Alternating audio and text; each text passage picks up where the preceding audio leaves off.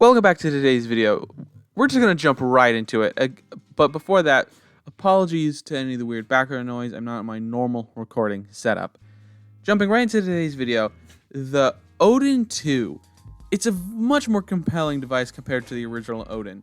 If I'm being honest, mainly because, all models of the Odin have the same processor this time. We don't have one with a Dynasty chip or one with a shittier processor. It's just different capacities of RAM and storage, which arguably makes this thing a much larger value in terms of performance and price compared to the previous model. Because for the base model Odin, at the current early bird pricing of $294, you can still get this thing at that early bird pricing.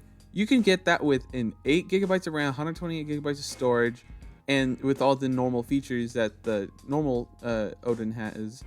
But on top of that, it still has the same Snapdragon Gen 2 processor, which is one of the most powerful freaking, chips for emulation out there right now. And it is so cool seeing this in such a cheap device, considering before this, the cheapest device I could think of was probably something like a Samsung phone or something. Now you can get the Snapdragon 8 Plus Gen 2. It's a terrible, terrible name. And the performance this thing should offer is extreme. Like, if I can get away with emulating most devices on a crappy little Android phone, and most of us can emulate most things on, our Miu Minis, our Anbernic devices that are half the price of this, imagine how much better the emulation performance will be of this device compared to the other devices out there. Like, truly insane. And the quality of emulation is going to be much higher. We're talking 2x, 3x resolution of the emulated games, especially games like PS2, GameCube and stuff. Games that have been playable, or sometimes even, very playable, but they're going to be guaranteed this shit's going to be banging on the Odin 2, because the 8 Plus Gen 2 is just a beast of a chip. And slap some dedicated cooling on that thing with that you're doing with the Odin 2, this thing's going to be ripping fast. And overall, I'm going to be watching this thing like a hawk, because this device should be super interesting, especially considering the price to performance. And it's really knocking that whole thing out of the park. This system should be able to play basically anything. I don't think we'll be able to play PS3 and 360 emulation games, but I don't think there is a PS3 emulator on Android, at least that I'm aware of. But Nintendo Switch emulation should be substantially more playable, to the point where wow, this is like a Nintendo Switch. So that's going to be super interesting to see.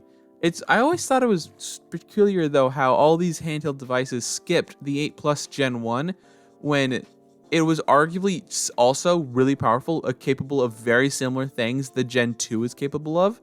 But I didn't really ever see that one in handhelds, especially the previous Odin. At the time, we had the 8 Plus Gen 1 out, and that didn't make it into that, but because they ended up choosing some random 765G from Snapdragon, which was a low-end chip from years ago at the time, which still is plenty powerful, and you can emulate, as people have seen, PS2 and GameCube on it. But it was just an interesting decision at the time, considering you could have gotten the Snapdragon 8 Plus Gen 1, but that could have increased the price. And so I don't know how they're doing a 8 Plus Gen 2 at this price, in this device, considering the scale these guys must be selling at. But overall, this thing is going to be a super interesting device. I don't have any hands-on with it yet, but hopefully I'll have my hands on it soon, so to make a more in-depth analysis of how it performs and stuff. But looking at all the SKUs, all the models, this thing would be a very interesting device. And if you need an upgrade, if you have one of those early day emulation device, like a Ambernic RG351M, or one of those older retro pockets or pocket retro ones, maybe it's time to consider an upgrade to one of these things, because it is going to be a considerable upgrade. For example, like it's going to come with a 65-watt quick charger. It's going to have 8,000 milliamp hour battery. It will have, this will have the ability to, display H through HDMI or DisplayPort. It's going to have a 6-inch 1080p touchscreen. It's going to have capacity options of 8, 12, or 16 gigabytes of RAM with storage capacities of 128, 256, and 512 gigabytes. It should have a micro SD card, but that's not a guarantee, so just prepare accordingly. And it will have active cooling, like I mentioned before. It's going to be around 400 something grams in weight, from judging by their spec sheet. And overall, like I've been saying, this thing looks super compelling. And looking at the rest of the competition out there right now, there isn't much I can say. Like, there is a lot of stuff out there, but like, I'm only recommending the base model. Like, I would not recommend the Odin Max, the Odin 2 Max, purely because the early bird pricing for that is $450. That's $50 more than a base model Steam Deck, which the Steam Deck would be arguably more useful than this. But if you only want to, emulate retro games, I can see how you would want this over that, but you could just do so much more on the Steam Deck, and it'd probably be easier to set up for emulation. But this is a dedicated emulation device, and it would come pre-configured for that. So you could really go either way, but I'm leaning more towards the Steam Deck camp if you're buying the maxed out version of the Odin 2. But if you're buying the base model for 200 and some coin, it was almost 300, my mistake. For $300, the Odin 2 base model is a good value. And comparing to other $300 devices, there isn't very many that are that powerful. Like, I can't even think of any of besides the previous models of Odin, because like they sort of like have this, price sector locked down. Like, Ambernic and Rotary Pocket try to get into this price range, but like they don't really do well above the $200 price point.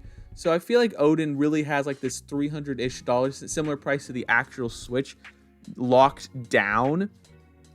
So hopefully that this device, when it comes out, doesn't suffer from bad shipping times. Hopefully it doesn't have any critical failures. I'll keep an eye out for that, and I'll inform you guys if I've learned anything. But overall, I'm super excited, and I genuinely hope that this device is super good. I'll keep you guys posted on whether or not I get my hands on this device. So that's today's video. What are your thoughts on the Odin 2? I'm super interested to hear, because I'm super excited about this device. Considering how much of a downer I was on the original Odin, I'm really, excited to actually see how the Odin 2 turns out. So what are your thoughts? Are you going to get one? Are you going to get the early bird pricing? Or you're going to wait for reviews? Share your thoughts and comments down below. All the other social media garbage down below. Don't forget to leave a like, comment, and subscribe. And don't forget to have a wonderful day.